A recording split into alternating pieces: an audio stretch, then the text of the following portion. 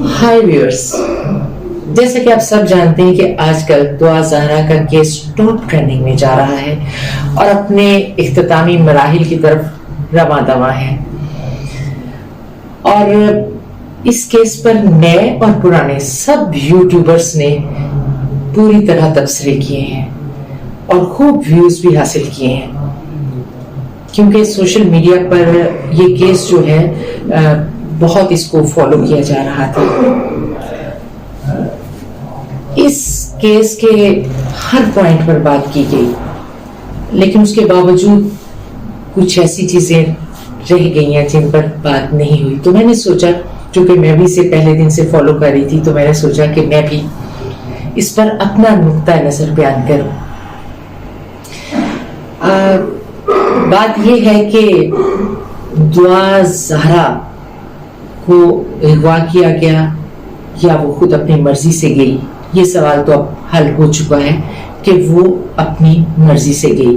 لیکن بہرحال یہ بات طے ہے کہ اب لڑکیوں کو اغوا کرنے کا طریقہ کار بدل چکا ہے۔ اب لڑکیوں کو زبردستی اغوا نہیں کیا جاتا، کیونکہ اگر آپ کسی کو زبردستی اغوا کرتے ہیں تو وہ ظاہر ہے وہ پکڑا جاتا ہے، اور پھر اس بندے کے بچنے کی کوئی صورت بھی نہیں ہے جس نے اغوا کیا۔ تو اب لوگ سوشل میڈیا کے ذریعے کم عمر بچیوں کو بہلا پھسلا کر اور ان کی برین واشنگ کر کے انہیں مائل کرتے ہیں اپنی طرف، چنانچہ ان کو اس طرح سے وہ گھر چھوڑ کر چلی جاتی ہیں اور ان کے حق میں فیصلہ بھی آ جاتا ہے، اور یوں سمجھتے ہیں کہ ہم ہر طرح سے بچ گئے ہیں۔ تو اب زمانہ بدل گیا ہے، طور طریقے بدل گئے ہیں، جرم کرنے کے طریقے بھی بدل گئے ہیں، اس لیے یہ بات بے دل قیاس نہیں کہ دعا زہرا کو اغوا کیا گیا ہے اس کی برین واشنگ کر کے۔ بہرحال دعا زہرا نے گھر سے جا کر اچھا کام تو نہیں کیا، اور کوئی بھی اس کو جو ہے ڈیفینڈ نہیں کر سکتا، اگرچہ ان کے والدین کو دیکھتے ہوئے میں سمجھتی ہوں کہ اس کی تربیت میں تو کوئی ایسی کمی نہیں رہ گئی تھی، پھر بھی بچے جو ہیں وہ جب سوشل میڈیا کا استعمال کرتے ہیں تو کہیں نہ کہیں وہ بھٹک جاتے ہیں اپنے راستے سے، اور چونکہ ان کا کچا ذہن ہوتا ہے اس لیے جو ہے وہ کوئی بھی غلط قدم اٹھا لیتے ہیں۔ لیکن میں آپ کو بتاؤں کہ اس بات پر میں بالکل بھی کنفیوز نہیں ہوں کہ دعا زہرا کراچی سے لاہور کس طرح سے گئی۔ یہ بہرحال ایک طے شدہ بات ہے کہ وہ اکیلی نہیں گئی، اسے لے جایا گیا ہے، کیونکہ ایک 14 سال کی بچی تو کیا کوئی میچور انسان بھی اتنا لمبا سفر تنہا نہیں کر سکتا، جبکہ اس کی جیب میں پیسہ بھی نہ ہو۔ تو یہ بات تو طے ہے کہ اس کو لے جایا گیا ہے، لیکن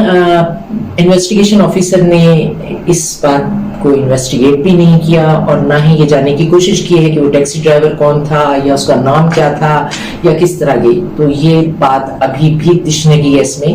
کہ وہ کراچی سے لاہور کیسے گئی۔ دعا زہرا کے جو والد ہیں مہدی قاسمی صاحب، انہوں نے اس کیس کو پوری بہادری کے ساتھ لڑا ہے، لوگوں کی باتیں سنی، تانے سنے، کچھ یوٹیوبر سے ان کو بہت تذلیل کی ان کی، لیکن انہیں اپنی بیٹی سے چونکہ بے پناہ محبت بھی تھی، اور ویسے بھی ظاہر ہے کچھ لوگ ہوتے ہیں جو سمجھتے ہیں کہ نہیں ہمیں اس بات کی تہہ تک جانا ہے، کیونکہ انہیں یقین ہے آج بھی کہ ان کی بیٹی کو ورغلا کر یہ تمام اقدام کرنے پر مجبور کیا گیا ہے، اس میں اس کی کوئی دلی رضامندی شامل نہیں ہے، اور یوں آج وہ کسی حد تک یہ کیس جیت بھی چکے ہیں، کیونکہ میڈیکل ٹیم نے اس بچی کی عمر بھی بتا دی ہے کہ وہ 15 سال اور 14 سال کے درمیان ہے۔ آپ آگے دیکھیں کہ اس کیس کا کیا ہوتا ہے، لیکن جو شواہد ملے ہیں کہ بچی کو جن جن جگہوں پہ رکھا گیا ہے، وہاں پر جو یوٹیوبرز بھی گئے تو انہوں نے آ کر جو تصویر کشی کی ہے وہ یقین کیجئے کہ اتنی قابل رحم ہے، دیکھ کر دکھ ہوتا ہے کہ ایک تنگ و تاریک کمرے میں جہاں واش روم بھی وہیں پر ہے اور وہ کچن بھی وہیں پر ہے، کوئی اے سی نہیں لگا ہوا، وہاں وہ بچی رہ رہی ہے، وہ کوئی خوشحال لوگ تو ہے نہیں۔ ظاہر ہے یہ تو پتہ چل چکا ہے کہ وہ جو لڑکا ہے وہ بھی تعلیم کے مراحل میں ہے، اور اس میں بھی کوئی خاطر خواہ کامیابی اس نے حاصل نہیں کی، اور اس کے علاوہ کوئی کاروبار بھی نہیں ہے ان لوگوں کا، तो उनके माली हालात तो इंतहाई मखदूश हैं। अब अगर मेहदी काज़मी साहब इस केस को ना फाइल करते और सोचते गया ये ज्यादा दिन नहीं चलता, और उस सूरत में जबकि हालात भी फेवरेबल ना हो, और जो वो बच्ची जो थी बहुत अच्छे माहौल में रहने की आदी थी, बड़े आराम और आसाइश की जिंदगी गुजार रही थी, तो अब वो जिन हालात में रह रही है वो हालात भी बहुत ही मिजरेबल थे। उसके अलावा उसके नाज नखरे वो कब तक उठाते, वो नहीं उठा सकते थे ज्यादा दिनों तक, और आखिर इस बच्ची ने वापस पलटकर अपने माँ बाप के पास आ जाना था। और बहुत सी बच्चियों ने ऐसा किया, कईयों के माँ बाप ने उन्हें कबूल किया और कईयों ने नहीं किया, और आज वो सड़कों पर धक्के खा रही हैं और लोगों को कह रही हैं कि खुदा के लिए हमारी मदद करें, और आइंदा किसी लड़की को ऐसा कदम नहीं उठाना चाहिए घर से जाकर, क्योंकि वालिदैन से बेहतर, अपने घर से बेहतर कोई भी पनाह नहीं हो सकती। लेकिन दुआ ज़हरा के वालिद ने इस बात का इंतज़ार नहीं किया कि वो बच्ची जो है सफ़र करे और उसके बाद खुद वहाँ से वापस आए, क्योंकि उन्हें ऐसा लगता था कि इस बच्ची के साथ कुछ ज़्यादा बुरा हो सकता है, कहीं ऐसा ना हो कि वो इसे मुल्क से ले जाके कहीं बेच दें या कहीं उसको कत्ल करके फेंक दें या कुछ भी कर दें। तो वो इस तरह का की कोई बात अफोर्ड नहीं कर सकते थे ज़हनी तौर पर, और वो चाहते थे कि इससे पहले कि उनकी बच्ची ज़्यादा बुरे हालात में जाए उसे वापस आ जाना चाहिए,